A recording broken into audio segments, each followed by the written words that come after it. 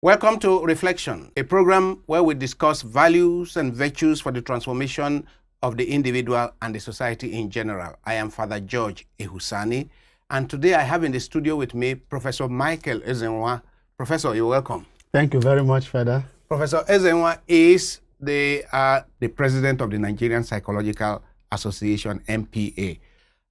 He is Associate Dean of the Postgraduate School of Nnamdi Azikiwe University, a professor of clinical psychology in that university. You're welcome once again to the studio. Thank you very much, and welcome our viewers.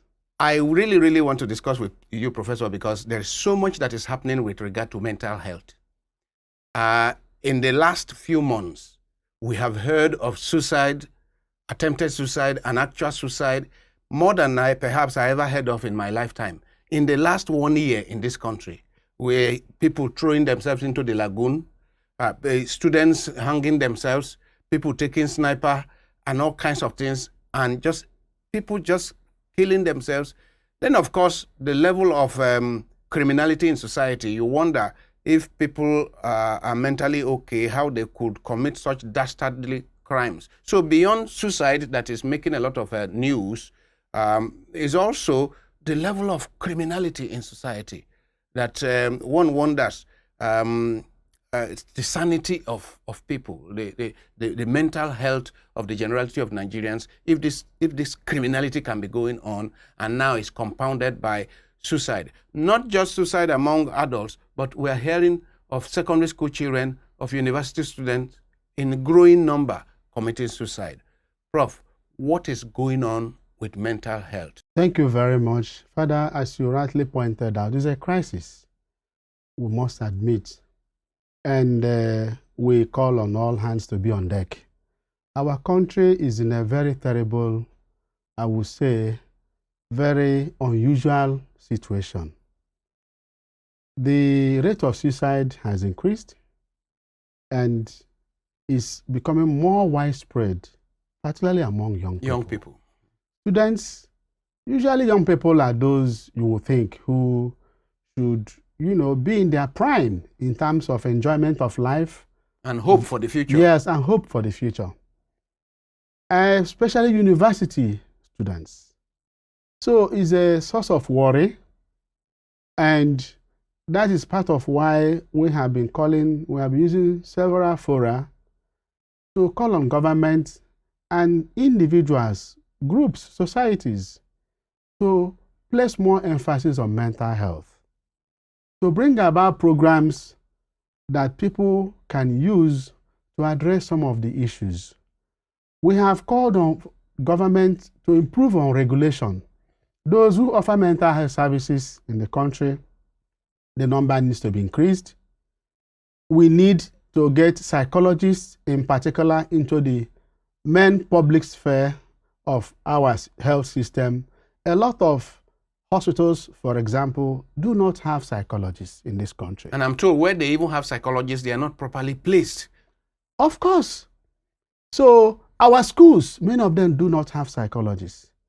Our institutions of learning, higher institutions of learning, and these psychologists, if they have been engaged in these institutions, they would have probably given opportunities for these young people to express themselves and to be addressed in terms of what issues that confront them in life. Currently, we have the bill for an act to establish Nigerian Council of Psychologists. It has been passed by the National Assembly. It's still with the President, and we're praying, Mr. President, to kindly sign this bill into law. Nigerians need psychologists more than ever before, and other mental health professionals, because this is our only country.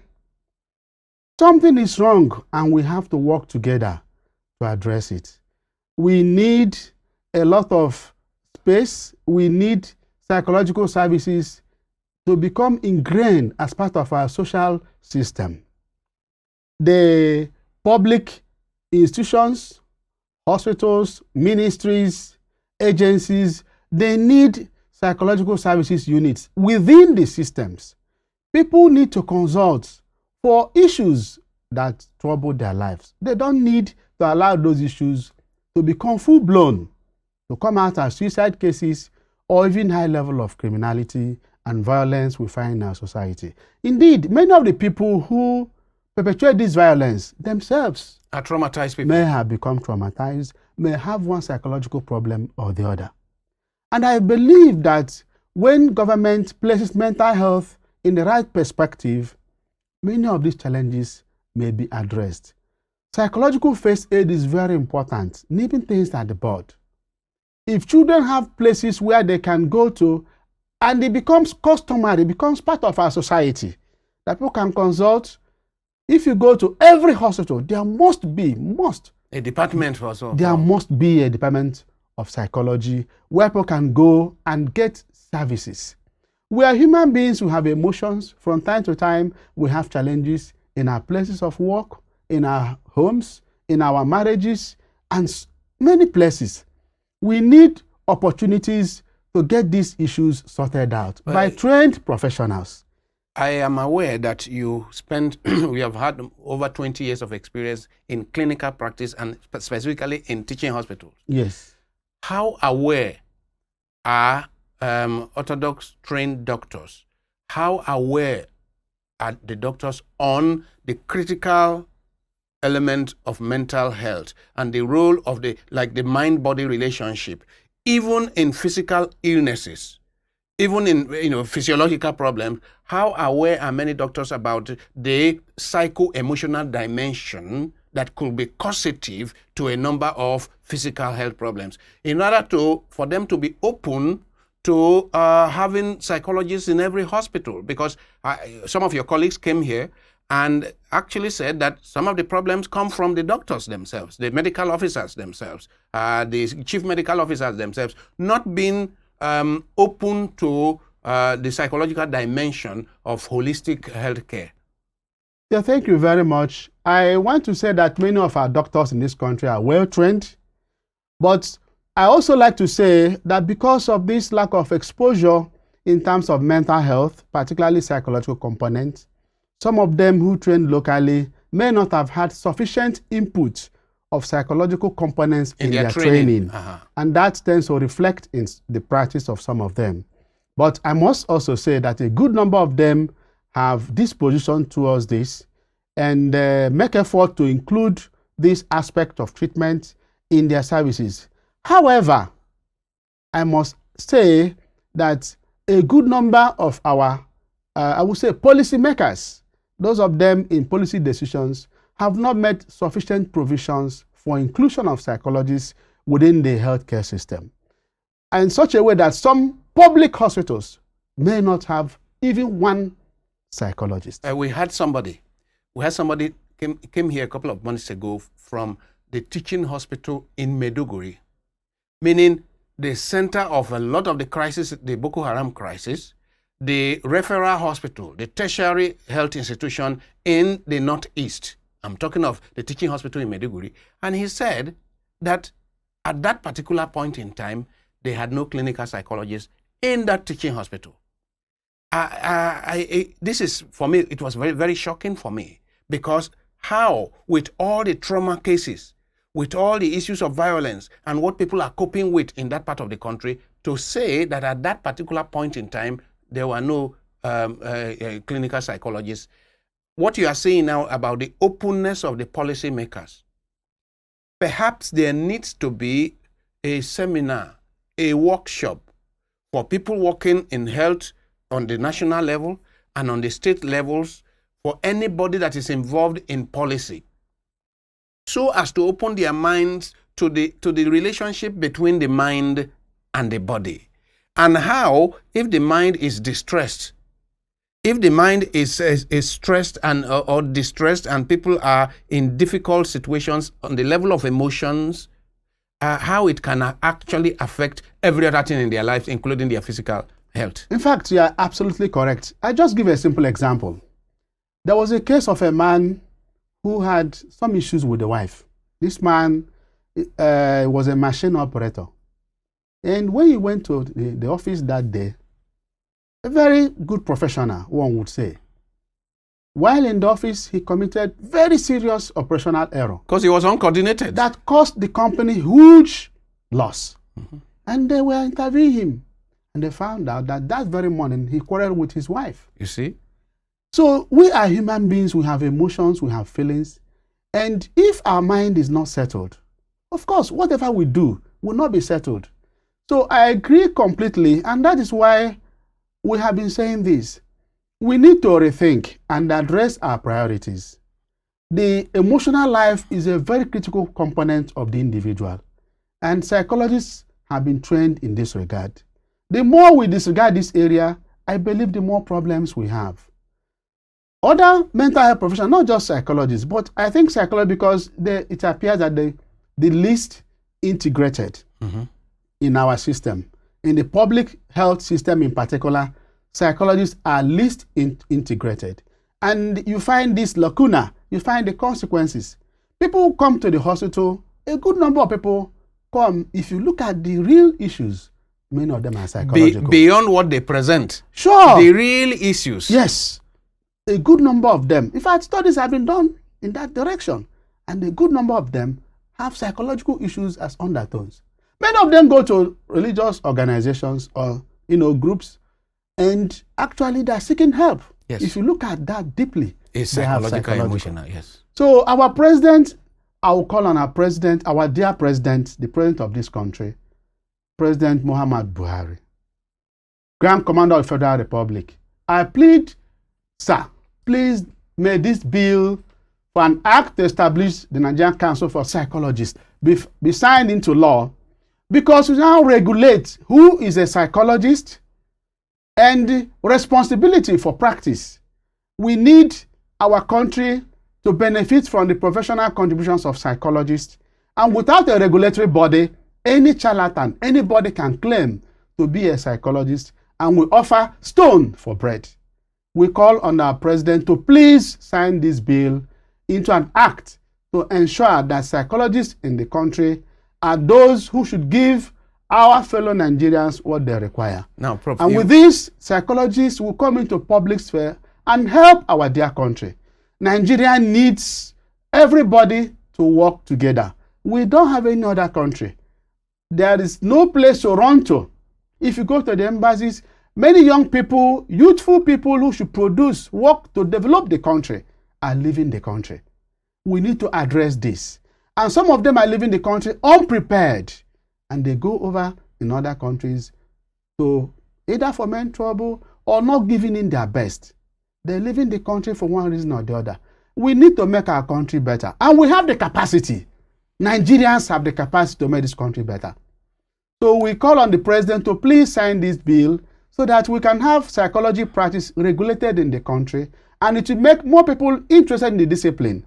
Nigerians need psychologists now so that we can solve a lot of social problems we have, a lot of mental health problems we have. We can work together with other mental health professionals who at the moment do not even have enough psychologists to work with. Thank you very much, Prof.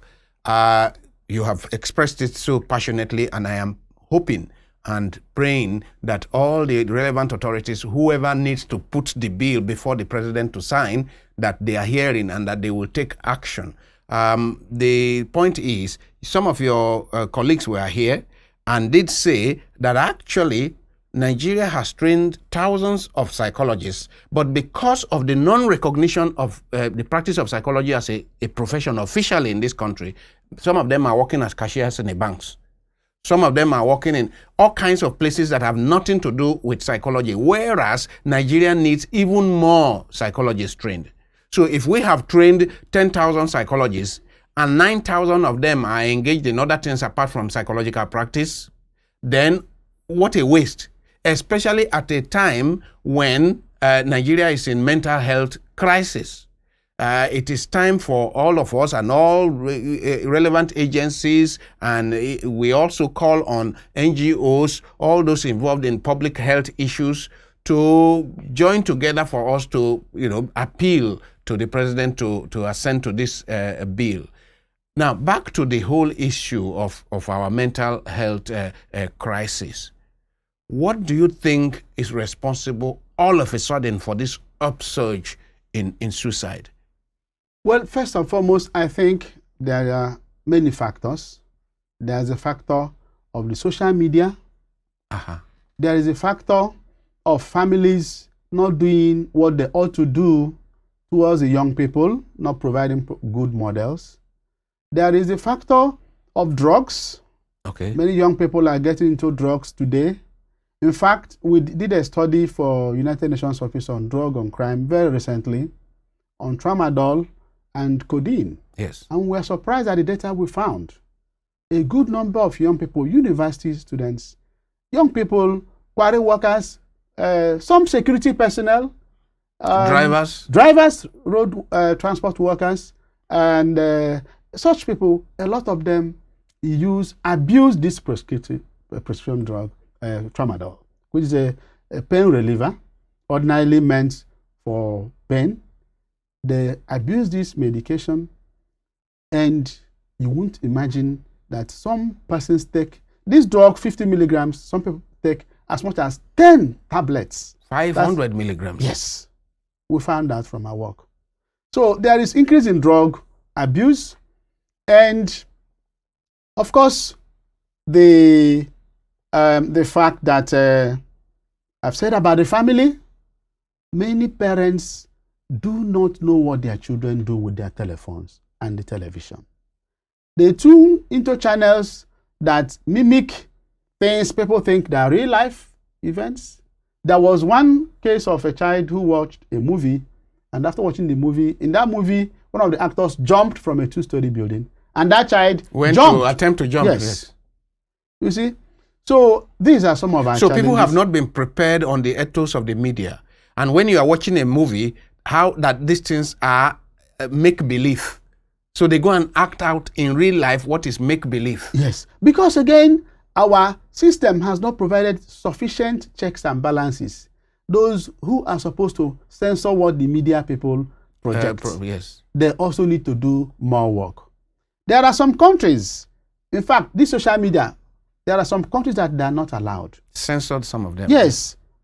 Some countries don't allow them, and when they do, they make sure that they are properly monitored. Because you must protect your country. If you don't do that, nobody is ready to do it for you. And I have said this several times, only Nigerians can help Nigeria. Sure. Nobody, no matter how they claim they love Nigeria, they cannot help Nigeria as much as Nigerians. And that is why I have said this several times, we need to build citizenship diplomacy. We need to create opportunities for our citizens to feel part of the country. We need to introduce more areas of equality, a sense of equality, a sense of belonging, a sense of citizenship, feeling that this is my country, this is a country to die for the people to feel governance, feel that, yes, we can give all we have to make our country better. You mentioned the role of social media. Some other people have said, I listened to one of your colleagues, a clinical psychologist last week. I listened to him talk at a forum where he said he was advising the media not to publish, propagate and publish in a very widespread manner all news of suicide. Because he said it is generating ideas in the mind of people who are not stable. That a lot of people are not mentally stable. So when they hear that, somebody near me committed suicide, it means it is possible for me to end it that way. So he is saying, look, I'm not saying you shouldn't give me some news, but when you popularize these things too much, you see, it's generating ideas for people. Especially, we have many people who are not mentally stable. So, to what extent do you think, do you agree with him? To what extent do you think that reducing publicity of these suicide cases that occur perhaps can reduce the number of cases? Because he says that it may be because of social media and the amount of publicity given to the few cases we used to have that we now have an upsurge. Yeah. You see, media reporting is a factor that has been researched upon, and how reporting can influence the people's behavior. People. Yes. You know, they say media is one of the things that does agenda setting. They say it's the fourth estate of the realm. So I agree completely that the way a news item is reported can influence action or attitude towards that event. We need to get more evidence in terms of research to find out how, to find out how these series of reports, how they influence the behavior of people towards suicide. But I do agree that some music, even some music young people listen to, it's been found that there are some music that tend to provide suicide as an option of life, which is not so. Because life itself, in a natural sense, is enjoyable. It's beautiful. It's beautiful. The natural thing is for you to enjoy life. At any point in time, somebody is considering to move away from that enjoyment, there may be mental health challenge. Yes. And that is what has not been recognized in many situations and dealt with. So, again, this takes me back to this call on creating more awareness in terms of mental health services, where people can go and access services. People need places, not just hospitals. Yes. Because hospitals, they may have some form of attitude or stigmatization. But in places of work, yes, in your workplace, in your, normal communities, environment, schools, so that it becomes part and parcel of us. If they know that you can see a psychologist to deal with one issue, today is myself, tomorrow is you, tomorrow is another person. So it becomes normal. So you are recommending that, churches, mosques, schools, departments in public enterprises, ministries and agencies, that there is a unit where there are psychologists, where people know that they can always go to these people and access services. Yes, and it becomes part of our system. And in churches and mosques, where they always used to offer some counseling anyway, if you now have people who are qualified sitting in those places, then it's so much easier, because the stigmatization you are talking about will not be there. Thank you very much. That's the point. And I believe this will help our current situation, because it's like an upsurge and people are wondering. Security agencies are overstretched. You can tell that. And yet, many a case is reactionary. Mm-hmm. So we need to look at prophylactic measures. We need to look at measures to prevent the occurrence. And this is why we need opportunities for people to deal with those issues before they become major. Yeah. Psychological first aid is recommended. Mm-hmm. We need people who have become traumatized, they need to be addressed. They need to be attended to de-traumatize them. Mm-hmm. Otherwise, those points of trauma will become points of development of major challenges. So this is also important. If government can provide for this, if public institutions, if public organizations, private companies, and so on, we need to focus on mental health, because everybody's involved. Yes, so we're dealing with this upsurge in suicide rate is happening within the context of worsening situation of trauma in Nigeria. I believe it's part of it. Yeah, worsening situation of trauma in Nigeria. A lot of people are going through distress, financial distress, security, insecurity, situation of insecurity is so rife now that many people are perhaps stretched beyond their pain threshold, beyond their tolerance. Yes. So it means that along with providing psychological care, is to call on our leaders, to call on our leaders at all levels, local government, state government, national level, to say it is not party time. That if you are a leader in Nigeria today, when Nigerians are committing suicide left, right, and center, that is not a good indication. It means that leadership need to sit up and make sure that you are concerned daily, you are having sleepless nights over welfare for the people. Otherwise, how can you call yourself a leader and you are going around as leader when your people are jumping into the lagoon, are committing suicide every day? What kind of leader are you under that kind of circumstance? Yes, I want to agree with you. I also like to suggest that the government may commission studies, in some of these things, in order to generate data that will help in planning. Because what we have found is some form of gut reaction. There is crisis displaced, and then relief materials are sent, and security men are drafted to the area, and so on and so forth. People from local refugees, and they develop camps and so on. Well, this is okay in terms of first aid, but we need much deeper engagement. We need to find out what are the factors promoting crisis in our communities and what can be done. Our leaders need to do more in terms of thinking, bringing in professionals who can help. We psychologists are ready. We have offered our services at several several occasions, we are also ready to work more with government. In many countries, psychologists in America, in Britain, in Canada, in many countries, the government works very closely with psychologists, with the professional body, because psychologists deal with behavior. Yes. And if you have some new or strange behavioral dispositions, you need to work with psychologists to see what they can offer to address the situation. Our country needs this at this moment, and we are ready to work with government. We have offered our services where we are welcome. Until tomorrow, we're ready to work with government because this is our country. We have no place to run to. If you travel from here to another country, you must come back. You miss this place. There's no place like this country. Just to corroborate what you are saying, yes. the Chatham House in the UK, which is a big policy think tank place, the Chatham House, they have in the last few years been working with what they call BIT, Behavioural Insights Team, which works with a lot of psychologists as to why people do what they do, and study why people do what they do, so that in your policy formulation and planning, you can then use the same insights you have about why people do what they do to change their behavior into another direction. So on that note, we'll bring this to an end, and I'm sure we're going to have a second segment with you, Prof, because we really need a lot more of these reflections and education. Nigeria needs psychoeducation. It is ignorance.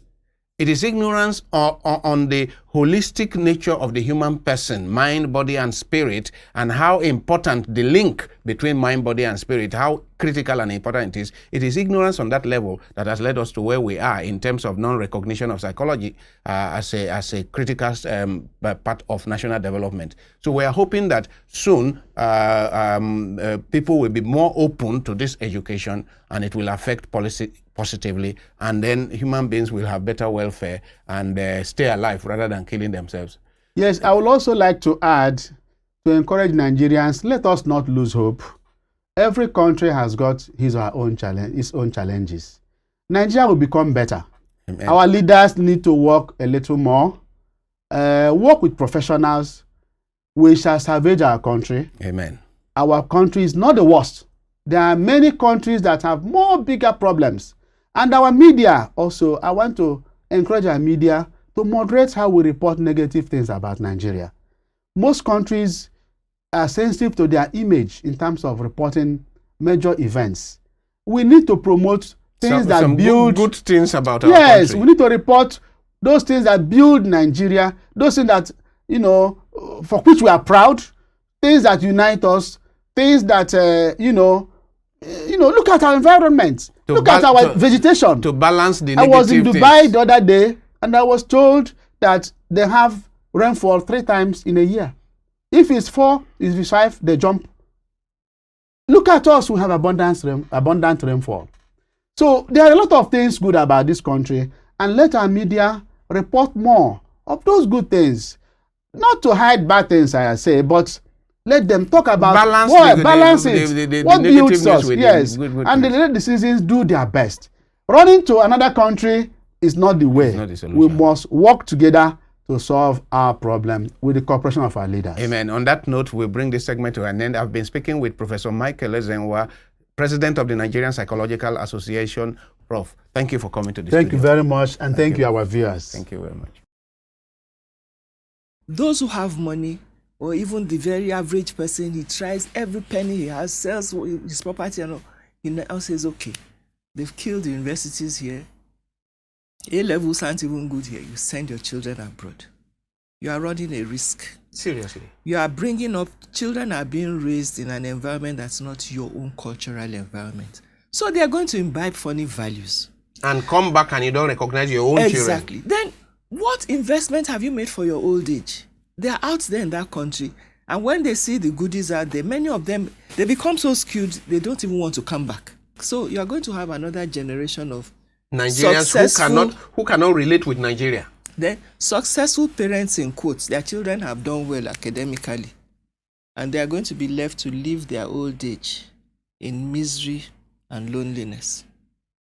It's unfair and unrealistic to expect our crushed mothers, our unemployed and pauperized brothers and sisters who have no job for 5-6 years of school to be the ones who have the idealism to vote out bad leaders. It can't happen. You need a change of demographics. It's the middle class people like us who have some degree of safety, some degree of convenience, and we can think about the problems. Look, why I can say no for now, for the purpose of tomorrow, is like an investor. You can invest more money instead of eating the money you invested. But people who are at necessitous, people who are at ground zero, from hand to mouth, are not capable of that level of strategic behavior of saying, we are not going to take this bag of rice. We're not going to take this 2,000 because they actually need the bag of rice for tomorrow, now. for today. Exactly. I have with me again in the studio Professor Michael Ezenwa, Professor of Clinical Psychology of the Nnamdi Azikiwe University in Awka, Anambra State, Nigeria, and he is also the president of the Nigerian Psychological Association, NPA. Professor, you're welcome once again to the studio. Thank you very much. The last time we met, we discussed about suicide and the increasing rate of suicide and the need for psychological education and the need to recognize psychologists as a proper profession in Nigeria and so on and so forth. Today, I'd like us to discuss mental health in general. What are the issues plaguing mental health today? A lot of people know about, when there is a plane crash, and people are traumatized, they need to get counselors.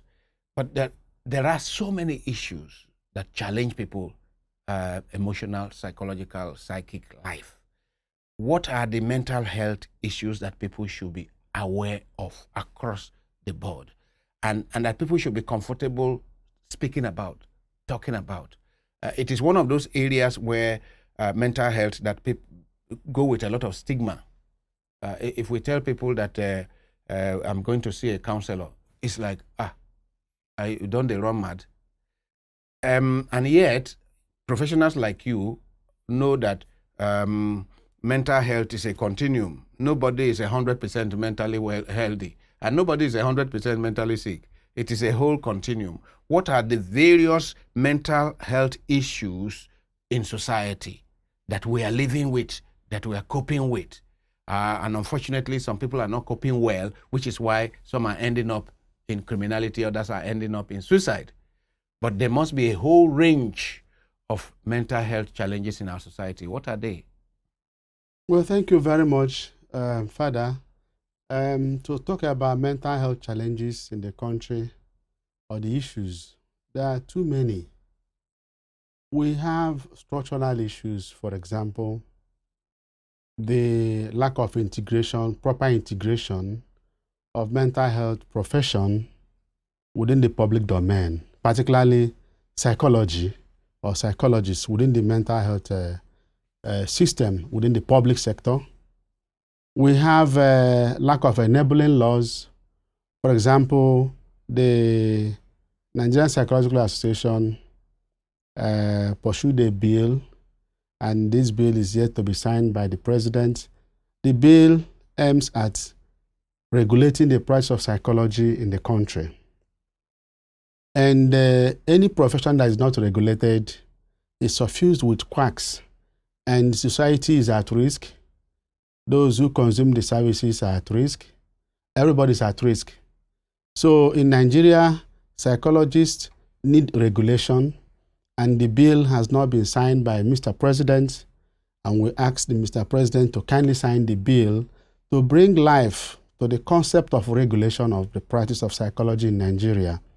Because this is extremely important. Our country is, figuratively speaking, in a crossroad with respect to mental health challenges. We all bear witnesses to increased cases of suicide, families break down, a lot of divorce cases, children on the street, out of home. So we are beginning to list them now, the mental health challenges. There are a good number of them. So now this is about structure. Now I'm talking about content. You find out that in many of the training programs in our professional, different professions, for example, training of health professionals, a good number of the professionals do not have sufficient mental health content in their curricula. So apart from psychologists, social workers, doctors, public health occupational workers, therapists, medical social workers, NEMA workers, yes, and so on and so forth, are supposed to have mental health content in their training. Yes, medical lab scientists, pharmacists, all the fields in the helping professions, they are supposed to have adequate mental health content. And the reason is obvious. Many of them are consulted by people, the public, who may have mental health issues. And they may, for example, someone can go to a pharmacist who has a pharmacy and say he has this or that symptom or signs. The pharmacist should be able to appreciate what those signs mean and do proper referral. The same thing, people on their own go to medical lab scientists. They want to do this, they have this. The lab scientists should be able to have basic idea in terms of what this person may need or where to refer this person. Now, on the other hand, in the larger society, we also, partly because of this scenario, it plays out in such a way that the general public out there doesn't understand much about the concept of mental health. In fact, people think of mental health or mental health challenge when somebody has removed his dress or her dress and is in the street, or somebody has killed another or killed himself, or such extreme positions. Yet, in the ordinary day-to-day life activities, you see people who are unable to control anger. They get so angry that they are uncontrollable. That's a mental health issue. Of course. You have somebody who drinks uncontrollably and he has a family or she has a family. That's a mental health issue. Yes, it requires attention. You have a child who is in school and who cannot participate in the classwork, who sleeps in the class. Either this child is abused at home or has other issues. And the system is not sensitive enough to identify this child and refer this child for attention. Rather, fellow teachers, some teachers, or even fellow students may make mockery of this child. And so, this child now would find the classroom environment hostile, and that will start affecting his or her capacity to get along with other children, and his or her future in terms of higher education may become, under threat. And then, out there, we have people who deal with others without consideration.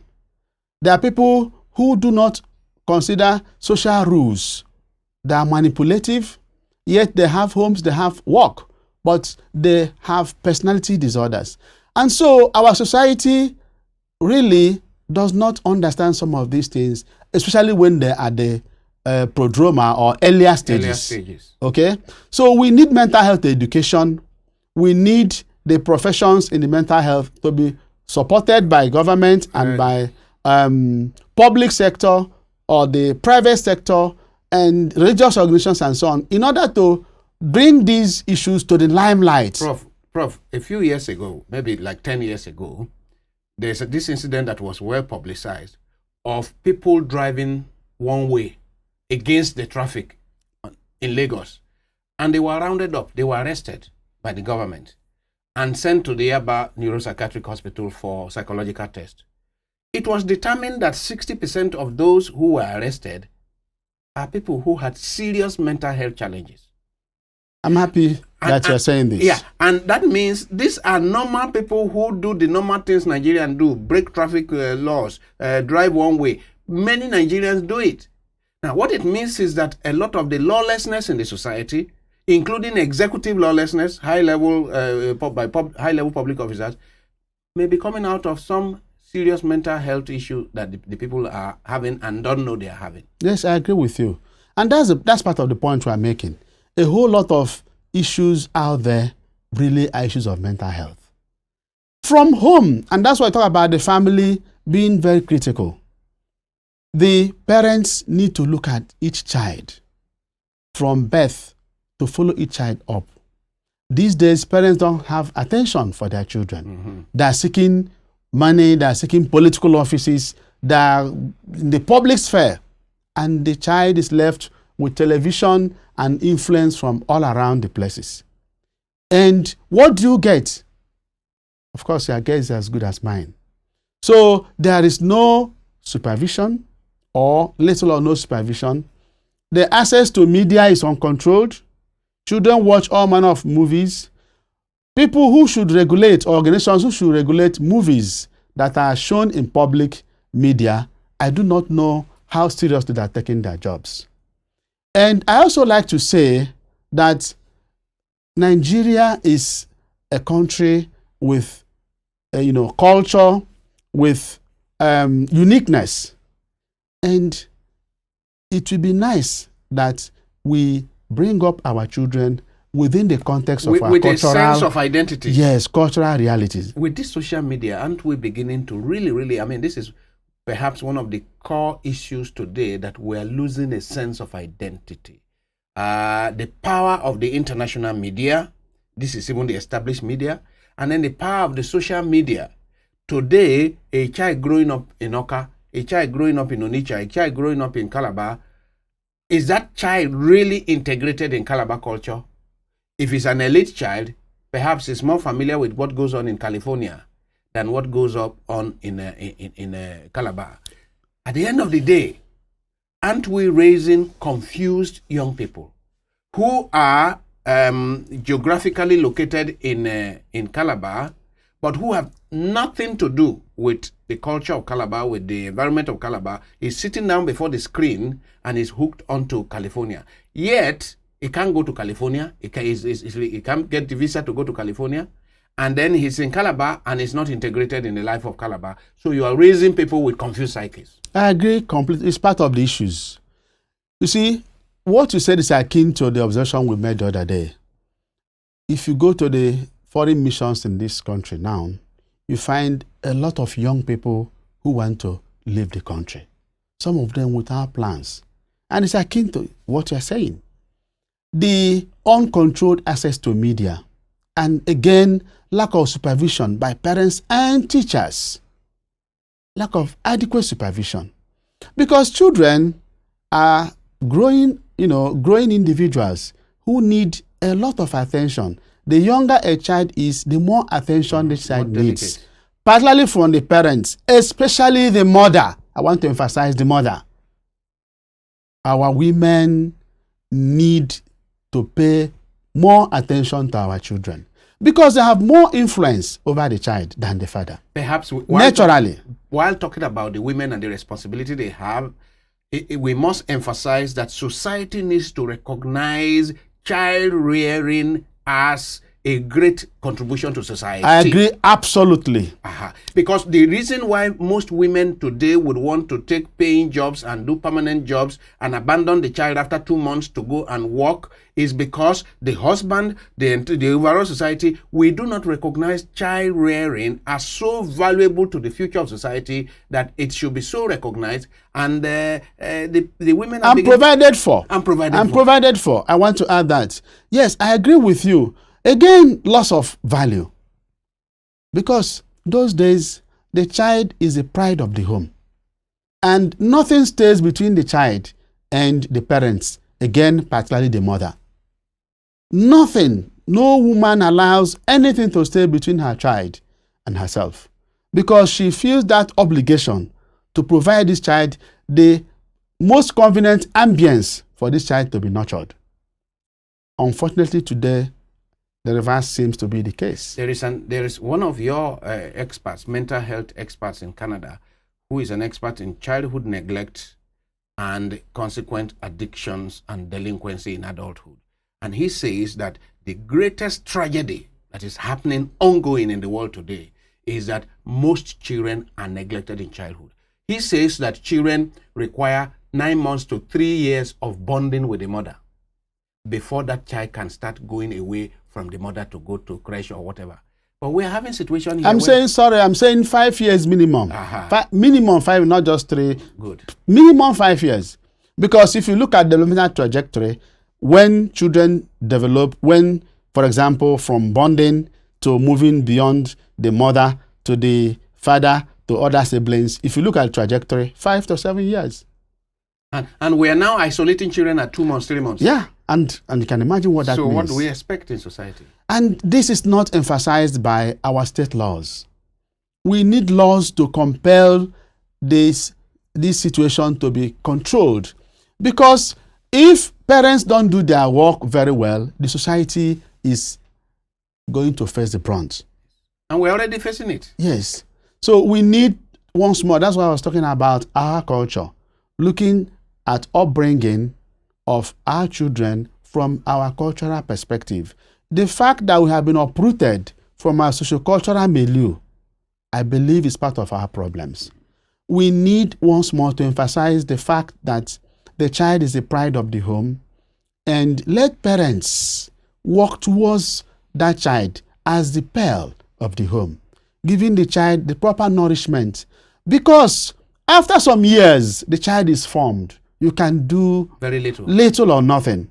And so that childhood period, which is impressionable period, must be protected very cautiously so that the child can be guided into the right path.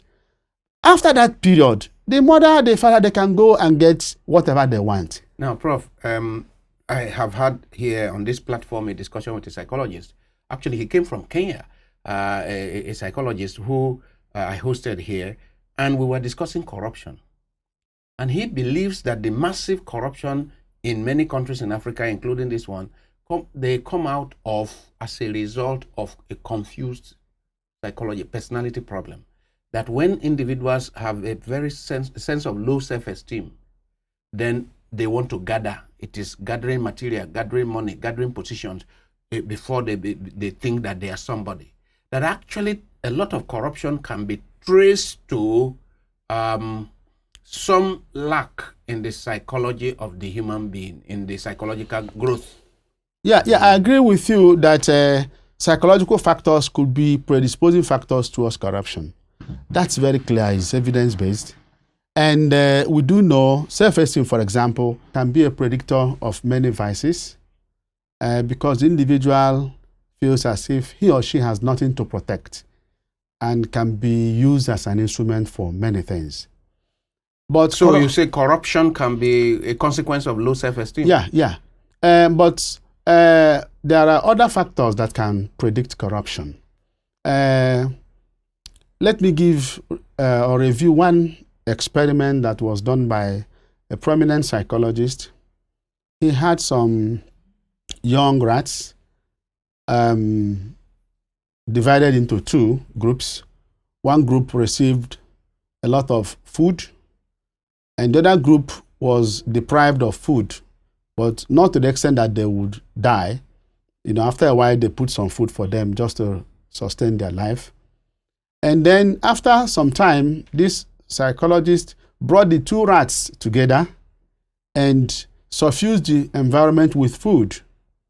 Now, those isolated, because pigmented them to show where they came from, those of them that were from deprived cage were found to be picking food and hoarding, taking to a point repeatedly without even eating. So they are the ones who were hoarding. And those of them that had plenty of food in the food, they all ate and left food. They did not keep anything aside. That's very instructive. Yes. So it is possible also for human beings that people who have had certain level of deprivation and who have low self-esteem, who feel that their worth is nothing, figuratively speaking, they may likely be candidates for corrupt practices. So what it means? However, there are also other personality factors that can compound this. Okay. For example, people who are classified as in those days psychopaths or sociopaths, these people don't have value for the morals of the society or the definition of value. They are usually very manipulative. And so when they see opportunities, they tend to grab at such opportunities so long as they can, unquote, escape. So such persons can also be exposed or be candidates for corrupt practices, among other factors that can bring about this. But let me also say that bad governance inability of the state structure to provide basic needs of life For people. So people now can take enhance survival struggle. self-help. People can feel that they have opportunities to protect themselves because the state has not provided sufficiently for them. For instance, if people are owed salaries For months. and they are in a position that money goes through their table, there is the risk of taking little or big, depending, as a way of survival. And the law will look at that person as corrupt. But you can see the scenario that the structure has not provided for this individual or individuals in a way that it will be extraordinary to look into into the public fund. While taking small, as you said, can be morally, legally is criminal, but morally can be seen as survival mechanism. But what do you say when it comes to people stealing billions that their grandchildren can never spend? Yeah, it is the same principle. I think because it's like a propensity. It starts little, and because it's the same individual, there is no limit. And like I said, such persons may probably have mental health issues that are undiagnosed. Because you think about people taking such huge amounts of money, and for what purposes? People build houses here and there. To me, they create problems for themselves. So they are not probably healthy. There may be candidates to be looked at. So do we? And it's important that our state structure, our government system, may have provisions for such persons to be examined. That is why people have actually advocated for anybody that is going to occupy any public office to go through psychological testing. Yeah. Very, very important. So your group, the Psychological Association of Nigeria, can actually make it as a major advocacy request to say, look, because of the numerous problems we're having in this society of bad governance, of irresponsible leadership, and so on and so forth, we recommend that anybody going into public office from local government to national level should be subjected to psychological testing. Because we have said this several times, sir, and we are still saying it today using this medium. Please, this is recommended. Not only political office holders, other public security personnel, those who have to handle arms, judges, all manner of persons who handle public interest. This is important because these people take decisions on behalf of the larger group. That may mean life and death for some people. So this is important and it's good for our country. If, for example, I was saying the other day, say the security agencies, say the IG or somebody, what we have here is IG appoints commissioners of police, maybe the commission, the police service commission. But imagine a situation where if people want to become commissioners, there will be some form of public view. They will say 1, 2, 3, 8 people are qualified. And let members of the public send information about these persons, what they know about these persons. And this information will be in the public domain. So that such persons can say, no, this is not true, this is not true. And on the basis of that, the commission will then appoint who becomes commissioner of police, for example. Don't you think that commissioner, while there, will perform in such a manner as to get public trust? Yes. And those below his rank who want, because tomorrow they want to become commissioner of police, yes, or commissioner of the military, anything, just using police as an example. Those below the rank would also want to put their profile in such a way that when they have the opportunity, the public will recommend them. That's what will make leaders accountable. Yes, in this way you find that leaders will become more accountable to the public. And this will improve our governance system. I am very much interested in this issue of psychological test because, like I said about the psychological test that was administered on people who are just driving the wrong way in Lagos, what it means is that we may have a lot of people hanging around in the corridors of power. We may have a lot of people in politics. We may have a lot of people carrying guns among soldiers and among police. We may have a lot of people whose actions determine whether somebody is going to die or somebody is going to be alive, and yet the person may have serious mental health issues. Of course. And then what it means is that society is in trouble. So as psychology gets more further recognized in society as a profession, as the psychologists get recognized, as they get licensed and so on and so forth, then there will be greater and greater need for everyone who is occupying any critical position to go through psychological testing with this your expertise, so that society will be protected from people who may be sick, who may need to be in asylum, who may need treatment, but who are directing our affairs in society. Yes, I agree with you. I want to emphasize this aspect of people who may need treatment. For example, within the service structure, the military, the police, the SS and so on, a lot of the personnel there need help. Some of them work under very stressful conditions, and there is little or no provision for psychological welfare of these officers. And some of them work for very long hours. Sometimes they're overstretched. Yes. And this has bearing on their performance. Yes. So I will recommend that it's not just for public officers, even for other persons. People need some form of refreshment. You are exposed to war, for example, as a military officer. You require some period of psychological rehabilitation. Treating you to prepare you for civil society, to prepare you to stay with family members. You find some of the soldiers that are brought back in a short while, they come out and they find themselves as if they are still in the warfield. Yes. They do things that you can't imagine. Because the system has not been properly arranged to manage them. They are human beings. Prof, we would have to end this session and we need to get you back, because these are issues that need to be constantly dealt with. Our society needs more of this kind of discussion. I have been speaking with Professor Ezenwa of the Department of Psychology, Nnamdi Azikiwe University, who is also the president of the Nigerian Psychological Association, and we'll be speaking about the need to make the psychology profession a proper, well-recognized by law profession in Nigeria. And it is their bill is before the president, has been passed by the National Assembly, just waiting for the assent of the president. It's been wonderful having you in the studio, Prof. Thank you very much. And thank our listeners. Let's make Nigeria better. Thank you. That's the only country we have.